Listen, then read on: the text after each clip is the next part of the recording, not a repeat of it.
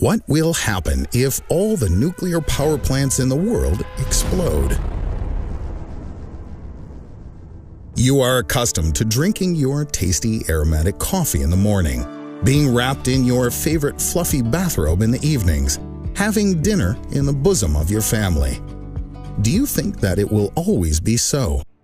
What if one day, upon opening the window, instead of birds chirping, you hear one giant hell of a boom, and the blissfully blue sky is dotted with huge flaming mushroom clouds? Turning on the TV, you find that a disaster has occurred all over the world.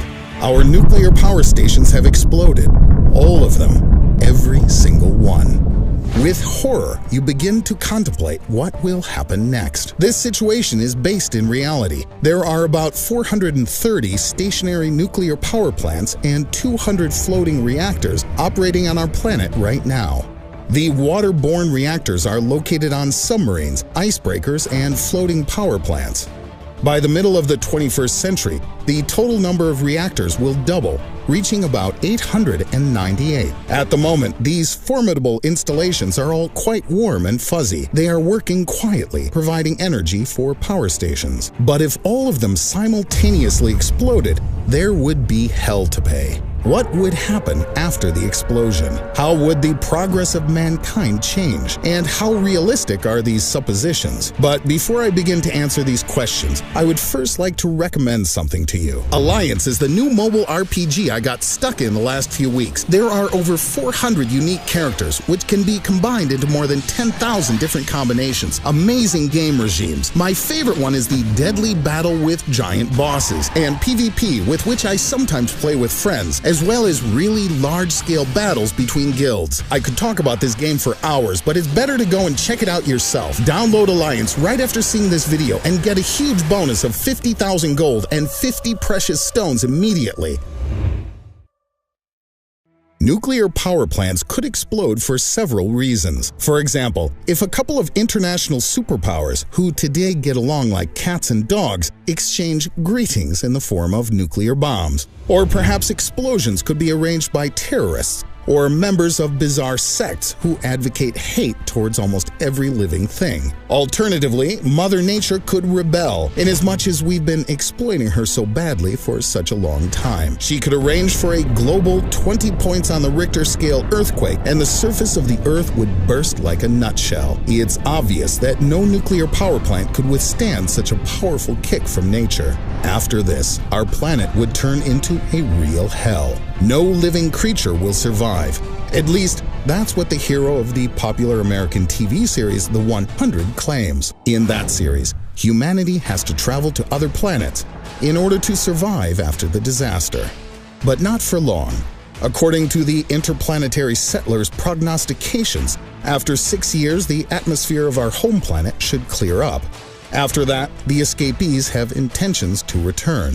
Of course, this is just sci-fi fantasy, but remember how many times science fiction writers have predicted the future. Arthur C. Clarke, for example, wrote about the emergence of artificial Earth satellites long before they existed, and H.G. Wells imagined atomic weapons 30 years before their first use. Nevertheless, we believe scientists more. What do they think about a possible apocalypse? And can we survive one under conditions where migration to other planets is not yet available? Using information collected after the Chernobyl and Fukushima nuclear disasters, Japanese scientists have modeled just such a situation as we have been discussing. The simultaneous explosion of all nuclear reactors on Earth will exceed 500 times the power and intensity of the Chernobyl accident. This would render the Earth unsuitable for human life, not for 6 years, but for a much longer 156 years.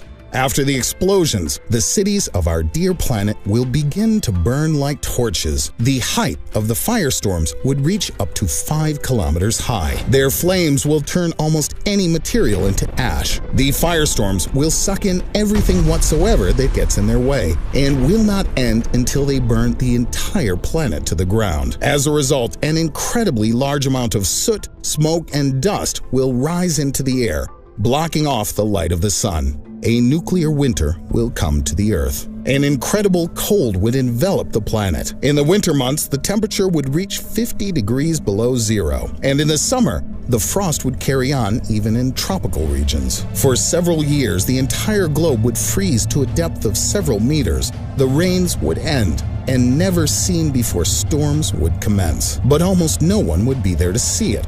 Most of the Earth's living creatures, including humans, would die right after the explosions. The surfaces of any unfrozen rivers, seas, and lakes, and sometime later the slowly cooling oceans, would be covered with rotting dead fish and other putrefying marine species. All of the various food chains would rupture. Perhaps on the planet there would remain some low-level life forms, for example, mosses and lichens. But the higher life forms, including, incidentally, the despised rats and cockroaches, would perish. But this fact would be little solace to the smattering of people who, perhaps, might somehow survive after the apocalypse. But they wouldn't have time to think about the hated rodents and insects. The survivors would slowly die off from radiation poisoning and lack of food and potable water. But what if this all weren't so? There is an opposing theory. It says that even in case of an explosion of all the nuclear power plants on the Earth at the same time, there would be no nuclear winter. The author of this research is a famed Russian scientist in the field of fires and fire safety, one Yosef Abduragimov. His main postulate is that hundreds of nuclear tests have already been carried out on the planet, and that they did not create fire tornadoes and didn't throw thousands of tons of dust and soot into the atmosphere. Moreover, the eruptive force of the largest volcanoes on the planet exceed by many times the capacity of nuclear devices created by us lowly humans. And though the volcano's emissions have been monstrous, they did not eclipse the sun. The Earth's atmosphere is so immense and remarkable that even a nuclear war cannot completely clog it up. By the way, science fails to provide a singular answer to the question of what would bring more harm, the explosion of an atomic bomb or a nuclear power plant. Everyone agrees that the main difference involves time parameters. The bomb is an instantaneous device. The energy it releases is 1,000 times faster in comparison with an atomic reactor meltdown. This leads some researchers to believe that multiple nuclear bomb strikes would lead to catastrophe on a monstrous scale, whereas a series of accidents at nuclear power plants wouldn't threaten globe-spanning cataclysms. Others, conversely, argue that the destruction of nuclear power plants would give a slow but much longer spread of radiation. At the same time, radiation would cover immeasurably large areas as compared to the explosion of an atomic bomb. Who is right? God knows. But I think, as folk wisdom states, between two evils 'tis not worth choosing. Let's return all the same to the firestorm. In fact, large-scale forest fires are not uncommon on our lovely Earth, and they are certainly not smaller than tornadoes and explosions at nuclear power plants. But why aren't tornadoes observed during these fires? And indeed, the soot remaining after a forest fire is dozens of times less than what we would expect after a nuclear catastrophe. The fact is that the burning of forests are generally located over large areas and not concentrated in one place, as would be the case with exploding nuclear power plants. In approximately the same way, in cities, combustible substances that burn are spread out and deposited in various places around the buildings and other structures. In such a case, only up to about 20% of all the materials burn. There isn't enough energy for more widespread damage, even in the case of the largest fires. But even if a firestorm nevertheless is formed, a powerful airflow arises in the turbulence zone, thus increasing combustion efficiency. And even in such a scenario, the quantity of soot and other harmful particles and effects would still be much less than that occurring after an explosion at a nuclear power station. Another ace in the hole of the nuclear power plant is radiation. Of course, radioactive contamination is extremely dangerous for humans and all living things. But even today, people manage to survive in conditions of increased background radiation. For example, in areas after the testing of nuclear bombs, or near the two nuclear disasters that have already occurred, Chernobyl and Fukushima. Furthermore, underground shelters that exist in many cities would help the inhabitants of the planet to wait out the catastrophe. In the opinion of some experts, not only special bunkers, but also metros, catacombs and caves, and other similar underground structures would serve the purpose quite well. Only underground shelters which were located less than 100 meters from the epicenters would be destroyed immediately. Suppose people survive. What has the morrow in store for us? Many researchers believe under such conditions of large amounts of radiation that DNA would be damaged and there would be mutations. Occurrences of cancer would increase exponentially. This would not be the most flattering way to affect a person's appearance. Ugly symptoms such as teary eyes and inflamed skin would debase yesterday's heretofore omnipotent Homo sapiens as they wander through the vast deserts which the stricken planet has been transformed into. They would gaze desperately at the ruined cities and lament the crops and plants that have disappeared from the face of the earth. The earth will not prepare food for them, and the grass, spreading up through the soil dirty with the wreckage of civilization, will barely be able to dull the gnawing pangs of hunger. It might even be that people under such conditions, driven by despair, would revert to cannibalism, eating from among their own species. But what if?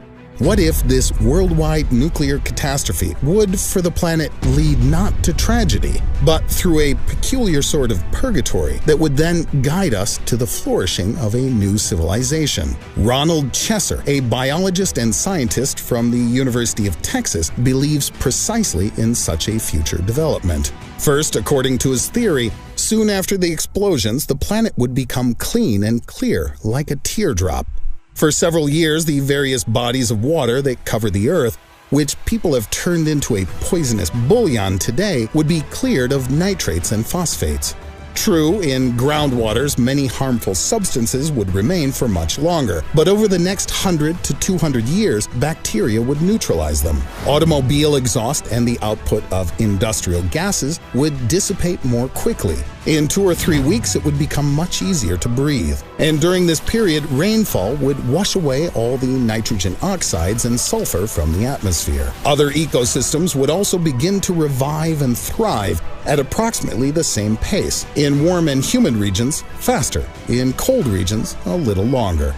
The truth is that radionuclides, which would endure in this paradise, would affect the mutational process over the centuries, especially near the epicenters of the catastrophe. They will make their own corrections to the planet's surface and ecosystems. But the changes wouldn't be negative. The whole world will be covered with heavy growth. Trees, shrubs, and herbaceous plants would begin to produce bumper harvests. Chickens under the influence of radiation could grow as big as sheep, and the sheep as big as cows, and the cows might even become difficult to distinguish from dinosaurs. What would happen to Homo sapiens?